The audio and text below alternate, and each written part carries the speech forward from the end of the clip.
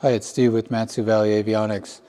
I'm here with Farah, one of our project planes, and as promised, we're going to do a quick little walk around the plane, show some of the things we've completed on it, and what's looking like and what's next. So let me jump up inside, and then we'll start taking a look at the panel. Okay, so we're in the airplane now. And you can see the panel has been pretty much ripped out, all the avionics. If you saw the last video, that was a time lapse of close to probably 8+ hours, removing instruments, trays, radios, the plastic, a lot of wiring, circuit breakers, busing, and then at the end I cut the panel off that we're not going to use. So let's take a little bit of a closer look, and I'll just point out a couple things about how we go forward. Couple things, insulation. This particular airplane, I'm trying to just leave it. It's well insulated here in Alaska. That's pretty nice to have. We all don't like this fiberglass insulation, but it is still pretty decent, and so I just want to kind of leave it if I can. I did have to take one piece out there that kept falling, and then the firewall still has the nice mat on it. This airplane is really a pretty clean airplane. This is a good time to clean up things in the panel, clean that chain, lube it. It's probably never been lubed. It's probably part of an annual, but lost and forgotten most of the time, since it's out of sight, out of mind. Good chance to check controls, see how well the controls move, and if they're sticky, try to get some lube in there or replace them. You can see how easy it is to replace them now versus once you have a panel on, you're laying down here and trying to reach up. Same with our engine controls.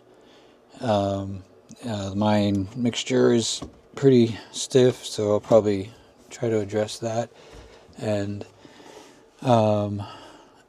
so what we have left after all of our demodding is pretty much just this.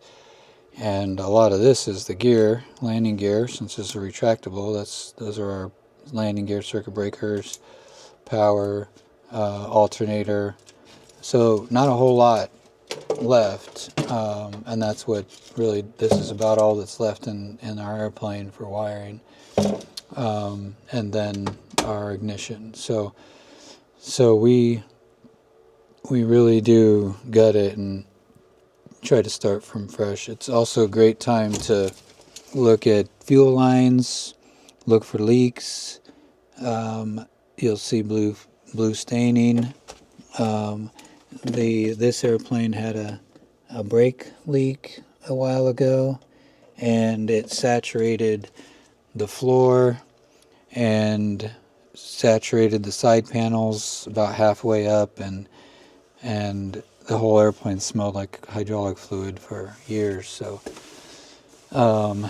that's getting addressed as well, just with new interior.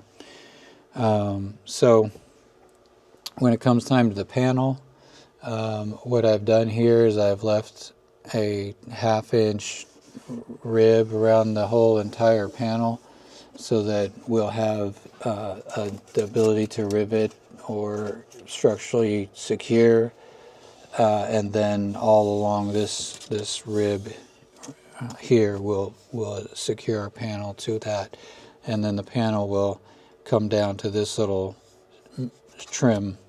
And so we'll put a whole new one-piece panel in this airplane, and then we'll do overlays on this lower panel and overlay on this lower panel.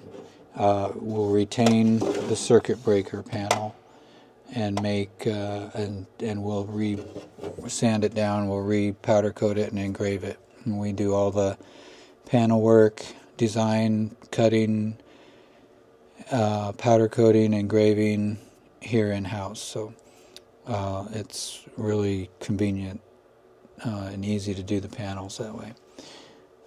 So that's what our panel looks like. Let me flip around here and we'll start looking at what the Autopilot servos look like. Okay, there's an Autopilot servo. It's our roll servo, and you can see it's installed.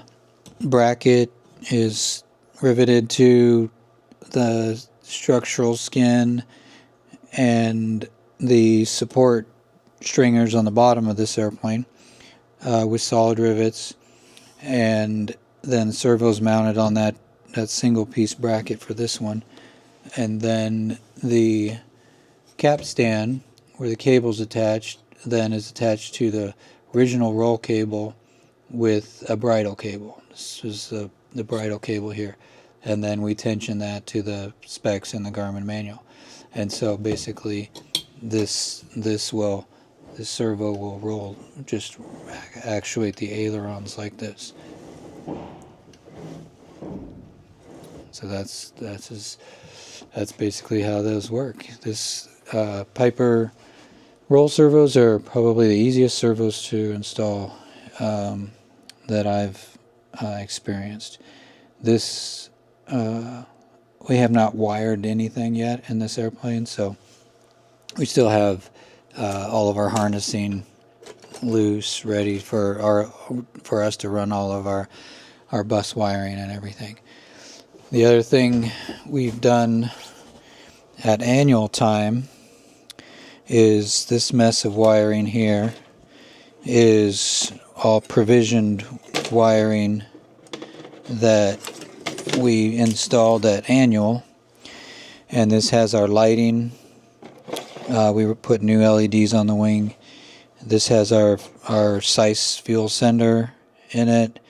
This has our GMU in it, and so our Garmin Gigaflight CAN bus wire, power, sync wire for the lights. Everything is here and ready that we did for the annual, so I don't have to do anything on the wings for this install. We just tried to do that while we had the airplane in for annual.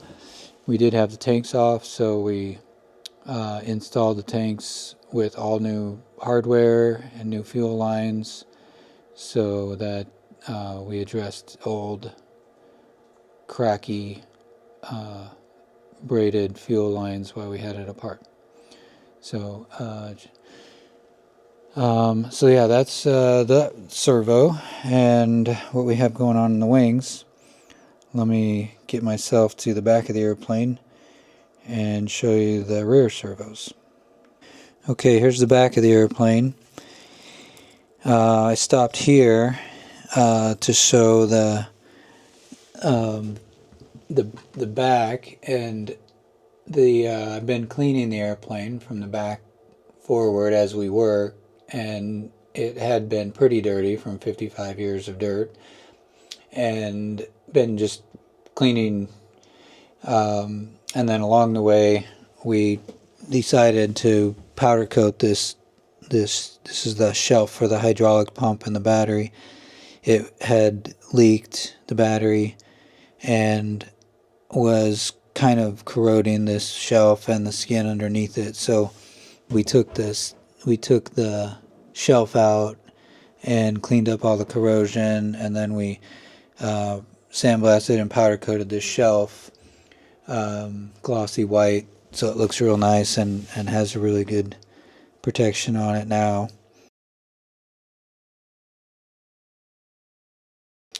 And so we'll just continue, and we'll put the rest of that stuff back together. But let me get back here, a little bit better spot to show you servos. Okay. Ouch. All right. It's not very fun getting back here to do these. Okay, so this is our pitch servo. We don't have the bridle cable clamps, so I don't have this connected yet, but you can see the bracket. This one called for Cherry Max rivets mounting it, so that was easy and helps get it done quicker, so you don't have to lay back here for too much longer than you already have to. You can see the capstan and the bridle cable clamp, so it'll just do the same thing. It'll just move the cable and move the stabilizer. And then on the top, so this is looking up, and getting this one is probably the opposite of the roll servo. It's probably one of the tougher servos to put it in. It's on the ceiling and you're back here somehow trying to lay down on your back and work up and can't move, and so these are a bear. And then the wrapping of the cables is pretty tough because it has a big continuous wraps pulley in there that you got to get the cable through and then get it to come out here so that it'll attach to your existing trim wheel up front. But anyway, it's installed. We're waiting for one cable that we needed to order to finish it. But anyway, for you to see what the installed servos looks like, this will be sufficient. So I think that's a good summary of what these servos look like. Let me shut you off and crawl out of here. Okay, so that's the update on this project. Next steps for the Aero, finish the Autopilot servos for sure. Start installing all of our LRUs, remote boxes. Get the engine sensors installed, and then we'll start running all the wires throughout the aircraft. Maybe start a little bit of panel design. So when we get to a good point with all that stuff, we'll do another update video and get it posted for you to check out. All right, so thanks for watching, and look for the next video.